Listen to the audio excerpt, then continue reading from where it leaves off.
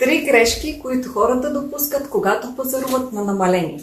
Първата и най-основна, това е, че те купуват само единствено заради намалението. Или защото им е ефтино.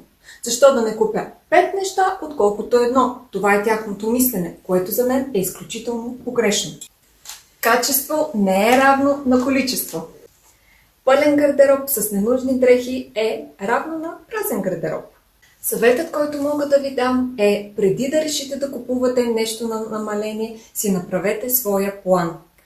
Замислете се, имате ли нужда от този артикул и най-важното нещо, дали има с какво да го съчетавате с останалите неща от вашия гардероб. Ако този артикул няма да бъде качествен и дългосрочно използван, то тогава няма място във вашия гардероб. Ако се чудите какво е това планово пазаруване и как става, елате при мен, за да ви науча.